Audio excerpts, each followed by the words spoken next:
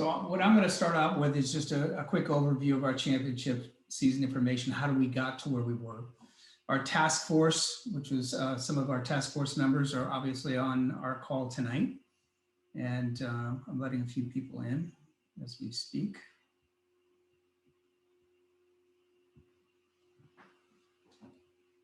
And we'll talk a little bit about how that decision-making was, the research and the decision-making that was made throughout this process.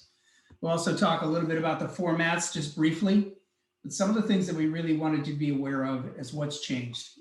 When you go to the meet or enter the meet, what are the things that are new? What's going to be different during COVID? Arlene's going to take us a little deeper into the required safety protocols. And I noticed that Mike's now on and he'll talk a little bit about the technical information, things that that normally would be just kind of routine, maybe a little bit different this year. As we move forward, we'll take some question and answers at the end, and any information that's on the website, we'll reach out and we'll follow up with if needed.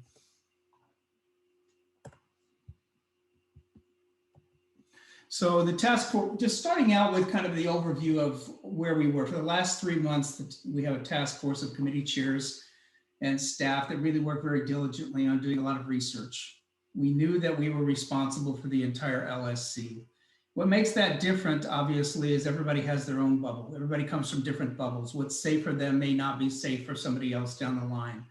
So our number one priority was safety. When we were working on the formats, we were doing our research with all of the different venues and the different teams that were going to be hosts. That was our number one priority.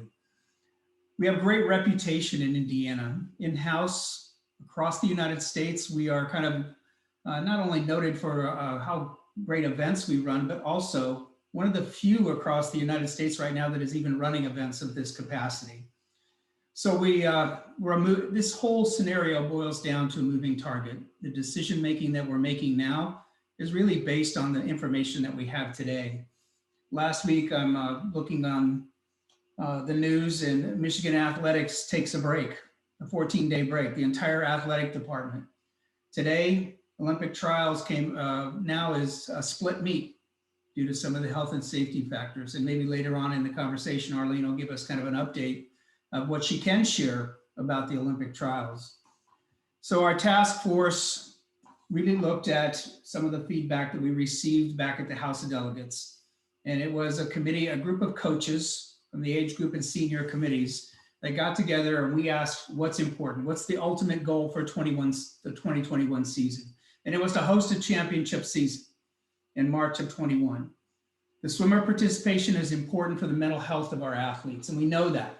And that is the one driving force behind this. It isn't so much about normalcy as it is being able to have a championship season, something that many of them have missed, particularly in their entire age group. They would prefer not to limit relays or relay-only swimmers, and that was a decision factor when we're looking at the capacity, the athlete and the facility capacities of what we could actually do in a venue. They preferred prelims and finals, but time final formats was understandable. And as you may have noticed, we have time final formats as in our championship season. 2 sites were preferred, affected by COVID-19. So as you see with our 7 divisional hosts and our 2 age group and senior meets, we've kind of adapted to some of these wishes by our committee members, but also through the research that we've done. So the things that we thought were obviously the most important, the areas of consideration, we did a lot of research on facilities, the IU Natatorium being one, a great partner, but the universities obviously have a little stricter protocol throughout the year, but they end up probably working with us as more diligently than many of our hosts to make sure that we partner together for these championship meets. The format was important because it had to fit the numbers. As you noticed probably in the information, we have no spectators. The spectators, it's not so much that the health capacity of everything, the size of venues sometimes can handle it all, but in these cases it didn't. If we wanted to keep all of our athletes, all of our relays and all of our relay-only swimmers, all of those athletes that may have missed an entire championships age group, that we had to offer a format that allowed safe social distancing, and the athletes may have to be spread out through the venue for that to happen. Our hosts it was important that our hosts felt comfortable in doing this, and did they have the capacity in their clubs to be able to host? Indiana Swimming had to reach out to those partners, and in some cases, we're partnering with those hosts. Our official staffing, Cindy may talk about that a little bit later if there are questions. And it's important that as we create these formats, it's not one meet anymore, it's two. And how do we staff all of those championship meets? Everything that is driving our decision-making is based on the state and local health department guidelines, and they may be different throughout the LSC, but it's important that we keep our safety protocol consistent throughout the entire LSC, and that is our driving force. So the research of the meet numbers, the research of all facilities and their venue capacities, the fact that we have multiple formats were also shared with the age group committee and coaches from around the LSC as we were making our decisions. The safety numbers really dictated our decisions about spectator free and no awards. And we'll talk a little bit about how awards will be presented later, but the protocols again may be different at different sites. So as an organization, we are really trying to keep everything as consistent across the board as we can. The championship formats that you may see or have already seen is that we are going to be running with no spectators throughout all of our championship season. That space is required for all of our athletes and all social distancing for safety protocols. Our age group and senior state meets will be run as time final, split formats, north and south at the IU Natatorium for the south site and Elkhart at the north site. Our 7 divisional sites will be run as 2.5-day time final formats. That is different from what we've run in the spring in the past, but it is our goal to be able to, again, keep that social distancing and stay within the school system's athlete and capacity and venue capacity numbers. Now we went, when we did our research, we had 7 divisional sites, and some of our hosts have changed within the last couple weeks. But one of the things we did do was we spoke to each one of our hosts specifically to find out what their capacity is in the venue and what their protocols are. Did they have the support from their school system to be able to host a championship meet in March? And that is a very, very difficult question for many of them. So many of them, if you don't know, for you who are on the call, we still have teams that are without pools, and they're renting facilities offsite. They're not able to get in their high school facilities because of their school restrictions. And in that case, we also lose the capacity to host a meet in that venue. So there is not what you would consider a consistent training program regime throughout the entire state. Everybody is really kind of adapting to what situations that may have presented themselves. So again, here's the site hosts and where they are and the dates. When we're looking at these sites, if you haven't gone onto our new website, please do. Emily did a great job in designing it. She has created a championship meet page. That button is right on the front page. And also the information is also posted in the news. If you haven't gone and looked at all the information that's available there, the FAQs, the event orders, the sites, take a look. There's a lot of information there. So when we were considering meet options, we considered, could we run a championship meet in a normal format? And these are kind of the considerations that we took into play. And for age group state, senior state, and the divisional meets, it was no spectators, no awards, but how could we make it fit? Should we allow the 10 and under parents in? But the 10 and under groups ended up sometimes being larger than some of the other age groups, particularly at age group state. The health concerns of not only the team members, but the officials and our volunteers as well. When making these decisions, it was interesting that our numbers aren't just athlete related. The numbers go far beyond that. The number of coaches that we have on deck, the number of officials we have, and the number of volunteers that it takes to run these meets. So that total number of the venue capacity may be far exceeded in some cases. So we have to adhere our numbers as the entries come in later on in February and March. We also had a backup plan. Our backup plan was a virtual format. What happens if everything just got shut down and that we couldn't host our meets, or we had one site that could and one site that couldn't?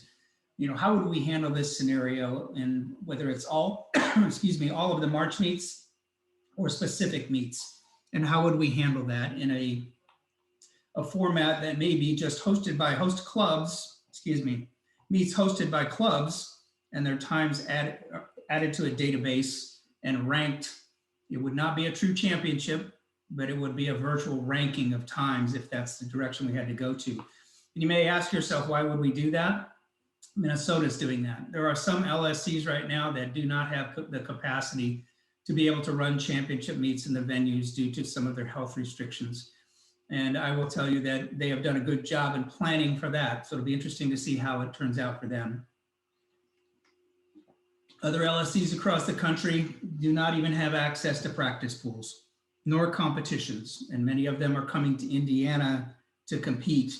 So if you're hosting those meets with teams from outside the state, I noticed the protocols that they're having to adhere to are very similar to what we're doing and recommending here for our championship meets. So what is the meets going to look like? You know, it's going to be different. You're not going to walk in the door, head to your area, and there's going to be, you think about what age group state warm-ups look like in tradition. 40 kids in a lane all swimming on top of each other. And how do you warm up in a meet like that? Well, our warm-up protocols will be different, and how we protect our athletes, our coaches, and our volunteers are going to be very important. So what I'd like to do is I'm going to stop sharing the screen a little bit, and I'm going to turn it over to Arlene and have Arlene share a little bit of some of the detailed information that she has helped put together to share with our hosts. Arlene?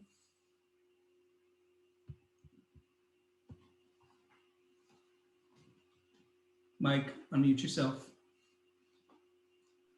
Sorry, I'm so used to hosting the meeting. Hello, everyone. Great to see Emily and Tony and the rest of the boxes tonight. Glad you're with us. We started down this journey in June at the natatorium with the task force, trying to put together some safety protocols. I realize other venues around the state have done the same thing, and everybody's are slightly different, but we kind of got into full force in November when we hosted the return to the Nat and the US Open for USA Swimming. We had a lot of calls, not only with USA Swimming, but with our other colleagues around the country as well. So we've kind of put together a template that we, like Tony mentioned, for consistency from site to site. We realize, that there are some protocols and venues that people have been using. We realize that different parts of the state are doing things differently, but we felt like there were some leading practices that would be good for all of our hosts, so that from site to site, everyone's comfort level and safety would be met. So hold on a second. I didn't have this in slideshow mode when I saved it. So basically, we are requiring some safety standards of all of our hosts in every venue that we feel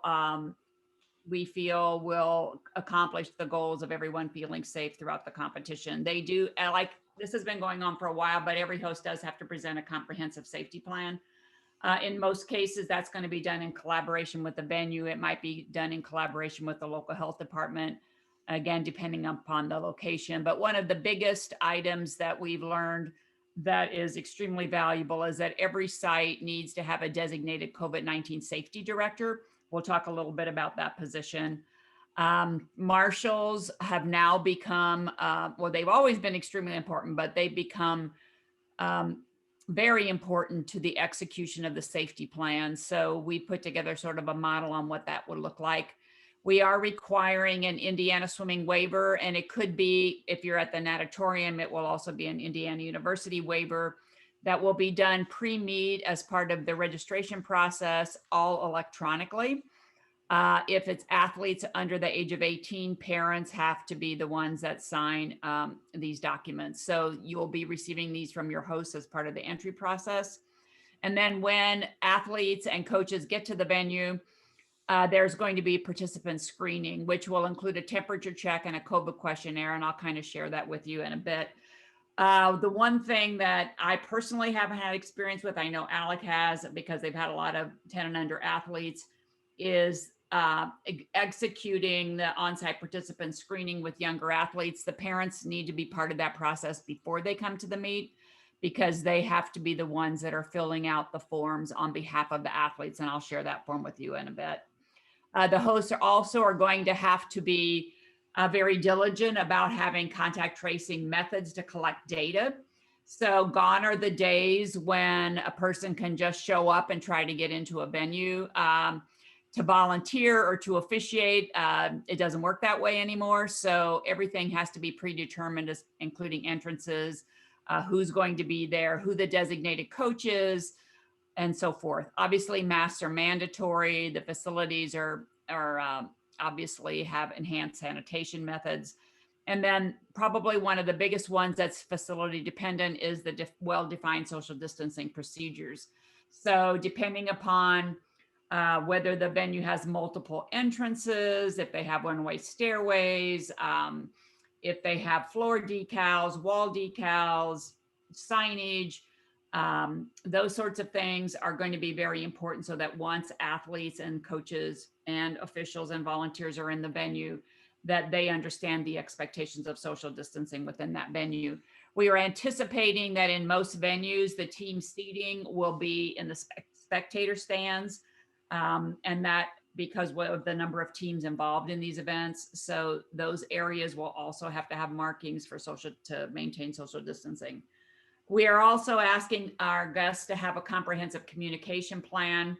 So if you're a parent or if you're a coach, everyone needs to be informed about not only pre-meet what the expectations are as far as submitting documentation, but also during the meet should something come up. So there has to be an emergency communication plan. It could be a group text. It could be some kind of a tree like we used to do in the old days, but there has to be a comprehensive communication plan before and during the event in case parents need to get a hold of athletes and in case the meet host needs to get a hold of parents.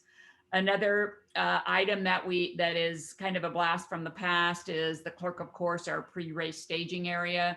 We're no longer are athletes just reporting behind the blocks before their races. There has to be an intentional way to social distance and get athletes behind the blocks in a safe way so that they are maintaining social distancing. And paperless, where you're trying to go paperless, it seems to be working fine. This will be probably something we carry over into the future. So there'll be a lot of electronic submissions. Mike's probably going to talk a little bit more of that on the officiating end. Obviously, minimizing equipment sharing, personal belongings, and mask management plan. One of the things we found that people are just so used to bringing their big swim bags and putting them wherever they land, or using baskets to pile clothes on top of behind the blocks. Those types of things can no longer be done because we're trying to keep separation with people's personal belongings. All of the meetings are going to be virtual, so volunteer training, officials training, coaches meetings, and there's no awards presentations, although there will be awards. Flyover starts and no on-site vendors. So those are some of the required safety standards. We are encouraging our hosts to have online sales and do all things virtually through their host website. We are also some highly recommended items. If your team has a significant number of athletes at this meet, you will be able to bring a non-athlete chaperone. It has to be someone that's a member of USA Swimming. It could be an assistant coach. That person's role typically is going to be sort of the chaperone in the team seating area to manage the athletes for that team to make sure they're in compliance with social distancing, mask wearing in the team seating areas. They could also be an emergency person that might have to go down to the deck to notify the coach of a situation. So that is going to be allowable. We're also encouraging our hosts to do virtual welcome packets so that parents who might be sending their athletes to a venue for the first time have a comfort level about where to drop their children off, when to come back, how that's going to look when their athletes enter the venue, especially for the younger athletes. So, and then we're discouraging hospitality except for essential volunteers that are there all day, and prepackaged food and some of these things that some of you are aware of. Athletes come dressed for warm-ups. Host needs to have some PPE. Use plexiglass and any kind of items to separate, necessary administrative functions from people that might be within 6 feet of them. So those are some of the things that we're asking hosts to take a look at. The COVID safety director is probably takes on increased importance. This person really is going to be the on-site person that is in charge of executing the safety plan and monitoring it, training the marshals, being the one that is the go-to person should a participant display symptoms of COVID, or should when an athlete's going through the COVID screening, or a coach, should they fail any part of that process, or should their responses be unsatisfactory. And so hopefully every host is going to be able to comply with that. Just to give you kind of an idea about what we've been using, and we'll share this with our hosts, but this is an example of the online COVID questionnaire. It's a simple Google form that we use for US Open. And so we have been asking for these responses to be submitted within 1 hour of arrival at the venue. And so typically, if it were an adult volunteer, it's something they would do in their car when they got to the parking lot or some such thing. But and what this does is the responses, as soon as the person hits submit at the bottom, this form goes into a spreadsheet where the people at the screening tables can tell if you're compliant. So this other sites may choose a different platform, but this is what we'll be using at the natatorium. And this is what the parents will have to fill out. And that piece of it, educating the parents about this, is going to be critical for the clubs when we get down to the week before the meet. I think that's pretty much it. Does anyone have any questions? Questions for Arlene? Thank you. Thanks, Arlene. So Mike, I'm gonna go back and share my screen here. And I'm gonna go down to one of the slides that talks a little bit more about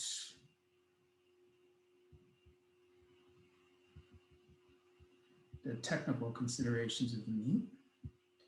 So folks, this is Mike Artem, our technical chair. Mike, would you kind of touch base on what might be different in COVID and what coaches could expect, or what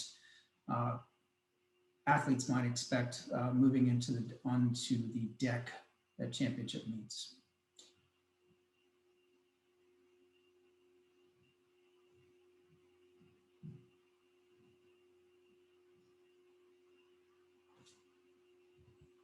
There, Mike?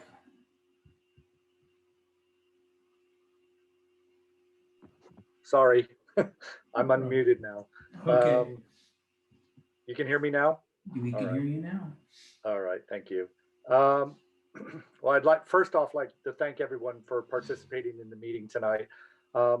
Obviously, there's been a lot of work that's been done behind the scenes, and I can only thank Tony and Arlene and all the committees that have put this together. There's been you can't imagine the work that's been put in to get this done, and I'm really excited to see the kids compete, and I think we're all very excited for that. Looking at the technical side of it, overall, obviously there's going to be some substantial changes because, as Tony said, we've moved from a prelim finals event to the time finals event. All right, and those are things that we had to do just to make sure that we could get all the kids into the venues safely so that they could compete and in a championship environment. Looking at the overall picture from the standpoint of what coaches are going to look for from changes, I mean, Tony and Arlene have outlined quite a few of that. Obviously, we're going to have a 2.5 day meet. Everything is broken down by age groups. Some of the things that we're going to be doing, looking at the meet letter itself, there's going to be warm-up sessions are going to be split depending on the numbers of athletes that we have. So, that is going to be a work in progress for us. We want to make sure the kids are all in the facility safe and they can get warmed up and ready for the meet as quickly as possible. But we have to work with each of our venues to make sure that that is possible and we can get it done as safe as possible. All right. When the coaches get the actual session reports ahead of the meet, they're going to see that there are set breaks in the events or after a certain number of events. All right. You know, and we put this in place just to turn around, obviously, you know, with especially on the senior state and the age group state having split venues. We wanted to make sure that there was enough time for everything and make sure that the kids were rested ahead of their events. And you know, when we look at the sessions overall, you know, we also built in times, and this has been determined by you know, our performance committee and our age group and senior committees, that you know, we had to break everything down accordingly so that there was enough time to not only get the sessions in, but we also had to have enough time to make sure the venue is clean for the next event. You know, Arlene's going to be working with all the all the hosts to make sure that is done correctly and done properly. But we needed to make sure that there was enough time in between the sessions. You know, from the standpoint of some of the changes that occurred in the meet letter itself, when those meet letters are posted, you will see that obviously the majority of the deadlines stayed the same. All right, as far as the entry deadlines and that kind of thing. However, since we are gone to a time finals event, we have turned around and changed our scratch deadlines. So coaches will have to be very, very knowledgeable and wary of that. You know, we're basically gone to a system where we're going to scratch. Our scratch deadlines will be roughly 3 p.m. Well, they will be at 3 p.m. the day before the time finals event. So on Thursday, we'll have our scratch deadline at 3 p.m. for all of our events on Friday. And likewise, 3 p.m. on Friday for Saturday and 3 p.m. on Saturday for Sunday. All right. This again, as Tony has said, this is all going to be done online. We're trying to run a paperless meet as much as we can. So we will have everything set up so that the coaches can get onto the systems and scratch their athletes as needed. And in fact, for the relays, we're going to be doing the same thing. And the relays themselves, obviously, we've turned around and made sure that all the coaches are going to have access to the scratch, to be able to scratch their athletes or change their relay orders up until they're behind the block as normal. I'm working with Cindy and the officials on that aspect, and we hope to have some admins specifically focused on the scratches to make sure that everything is done paperless and make sure that we don't miss anything. All right. We briefly talked about the warm-ups, but obviously the warm-ups are not going to be determined until we get the number of athletes in place. We will get those posted as quickly as possible, and we anticipate that will be by the Wednesday before the meets. We're going to be working with not only each of the hosts, but we're also going to be working with, the meet referees to get that done and make sure that everybody's given their warm-up schedules. Ahead of that, I believe Tony mentioned that we're going to have a virtual coaches meeting and virtual officials meetings. Cindy will be, I don't know if she's speaking tonight, but the virtual meetings that are going to take place will be prior to the start of the meet. Right now, we're looking at having the virtual coaches meeting on Wednesday. All right. And hopefully we'll be able to talk about anything that we need to going into the meet, the start of the meet on Friday. All right. We will be in contact and make available using the Indiana Swimming website as much as possible to make sure that we have all the documentation posted. All right. And, you know, we want to make sure that they have the ability to turn around and get everything put into place, whether it's scratches or relay cards or anything electronically. All right. And, you know, obviously this is a work in progress, and, you know, we're all trying to get this done as efficiently as possible. So going forward, we'll probably have to update people as we get things done. Tony, did you talk about the webcasts? I have not yet. Go ahead, please. Okay. Are you going to be talking about that shortly, or? No, it's just reference. That's all. Okay.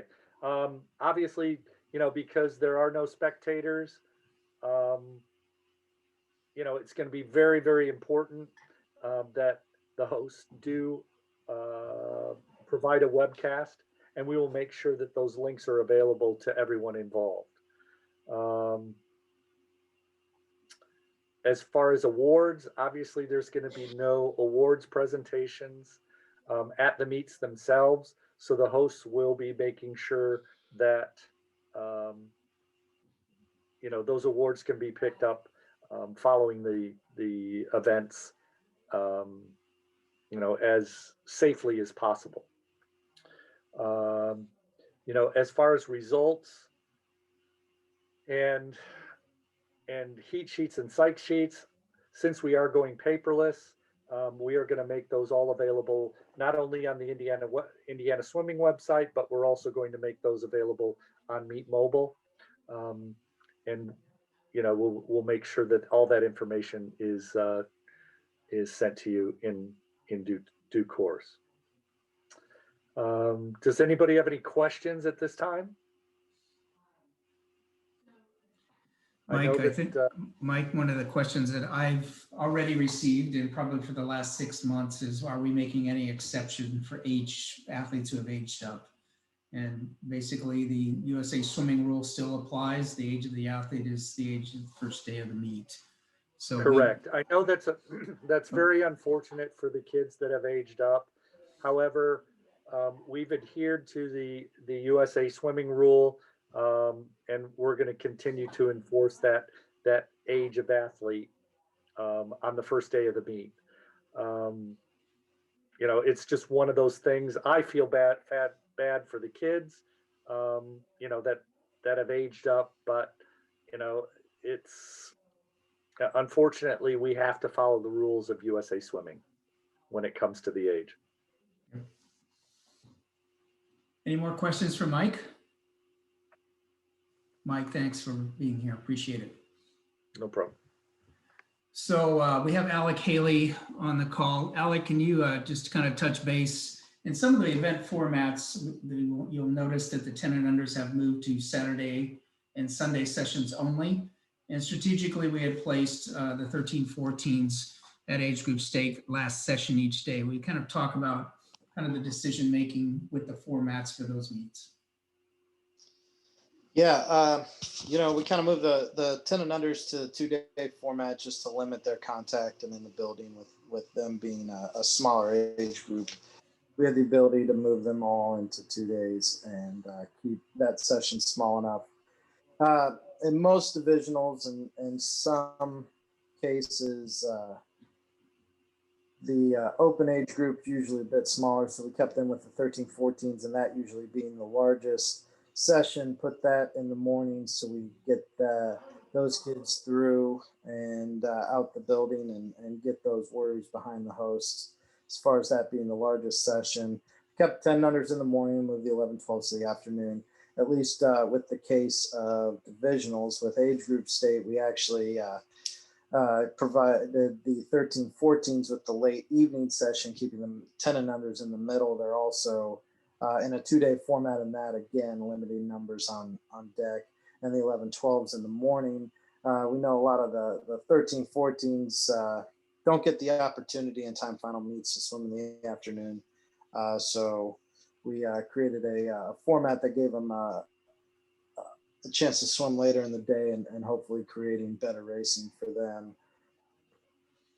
Alec, you The difficult part, I mean, really with any of this is it comes down to just plain numbers and what we can have on deck at meets, and we had to create formats that would allow us to keep the total numbers in line with what facilities would allow us at the time of communication, which has been in the past month and a half.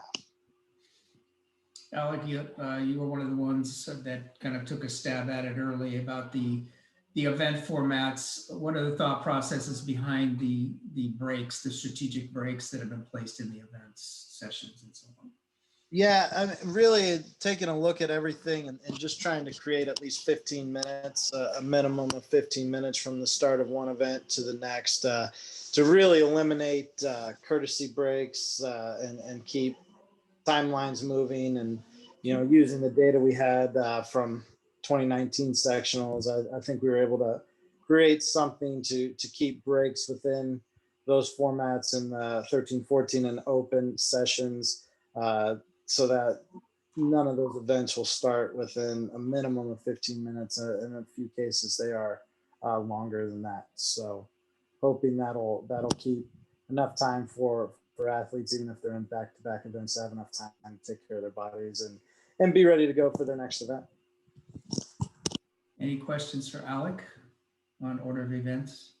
Yeah, one thing, Tony, Please. I mean, we're kind of going off our best guesses and what was there 2 years ago. And I think hosts and sites, no matter what the meet is, we're going to have to be flexible, because we could get the entries and have to come up with a plan B on the fly to make sure we can get everything going. And I think just being flexible and understanding that this isn't exactly final and things could change the week of the meet is going to be important. Thank you, Alec. Emily, could you talk, this is obviously one of the challenges that we face every year about this time. Can you talk about how many coaches you were working with just recently that had not had their certifications updated? 3 weeks ago, I ran a report, and there were 152 coaches who were not current. That means that they had one or more certifications that weren't up to date. Now, especially going to championship season, but every weekend you go to a meet, it is extremely important that everyone's certifications are up to date. I'm not sure how to get through to everyone that USA Swimming says that no certifications can expire. Your insurance is in jeopardy. You put your swimmers and your club in jeopardy when you have at least even one coach who has expired certifications and they are on deck. Now, a year and a half ago, they released a Deck Pass Plus, and we started a campaign encouraging everyone to download the Deck Pass Plus. I still have, of that 152 coaches, at least half of them had no idea what I was talking about. Well, I have Deck Pass. It says I'm good. No, it doesn't. Because, yeah, it's going to say it's good because it's old. Yeah, so please, coaches, officials, everyone on this call, have your coaches and officials check their Deck Pass Plus. If they don't want to use their phones, then they need to go to their dashboard of their USA Swimming account and check and see their certifications. They're listed right there on the left side. Also, if you are a club administrator and you have the portal, you have access to the portal, I think that head coaches should probably have access to that. If you don't, call me. I'll walk you through it. That lists all coaches, officials, your board members, everyone who is a member of USA Swimming, and it will let you know if there are certifications that are not good. The other thing with using your club portal, and Tony, I forgot to mention this to you.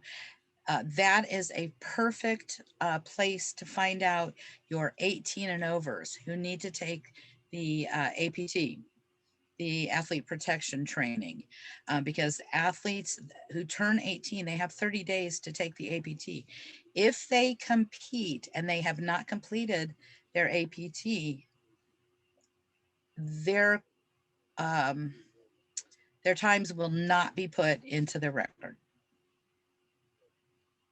So this is another thing that we also need to kind of keep an eye on as well.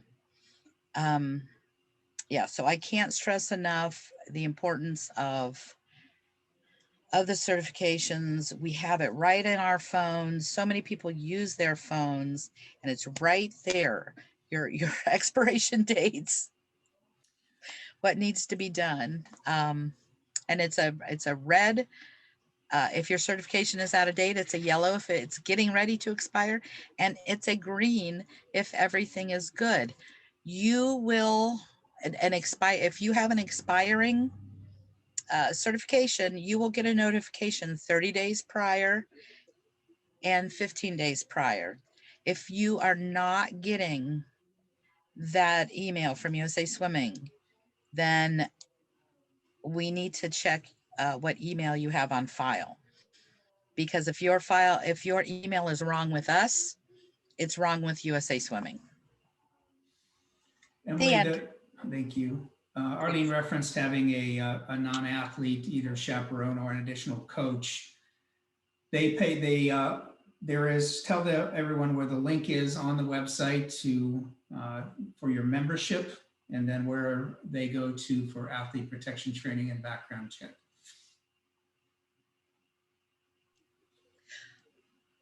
On the front page of the brand new beautiful website that we have, if you'll look under the logo and the pictures, there are little command buttons, and in the second row, first one is where they'll click to do their non-athlete registration. Everything has to be done online.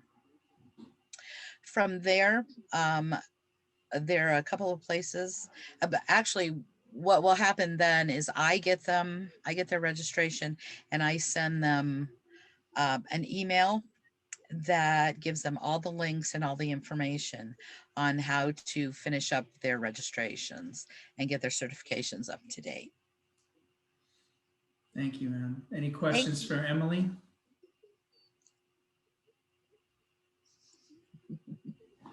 Cindy, do you have anything you want to reference as far as officials go? So since we have you online tonight.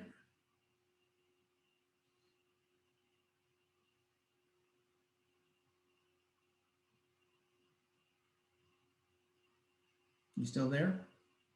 Are you muted? Okay, we'll go ahead and move on a little bit. Information that you can find on the website, on our website, the championship pages don't include this, but this is just kind of the timeline. This final determining factor happened at our board meeting of our formats that we have approved. The championship coordination meeting, our first one was this past Monday with all of our divisional hosts, and Arlene and I will be meeting with, along with other committee chairs, be meeting with our age group and senior hosts as well. The blast email has gone out, and the region meetings we're obviously starting to host this week. We also have posted the FAQs document on the championship meet page. A couple things I wanted to reference to that. I don't think I need to pull up the document, but as far as information that we have in reference to meet results. Obviously, Mike mentioned they'll be on Meet Mobile, and each by the end of the day, we will post each session report or meet results at each day and at the end of the meet on the Indiana Swimming page.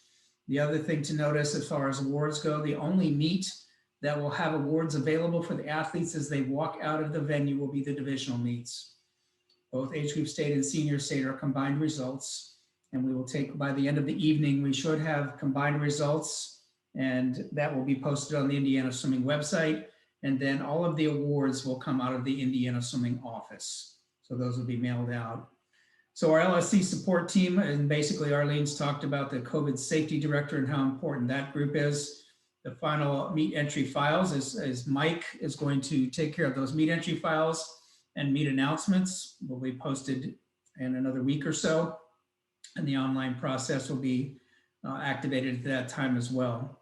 The host will start communicating with our teams, and obviously anything to do with each event specific to the host will then start, that communication process will start as well.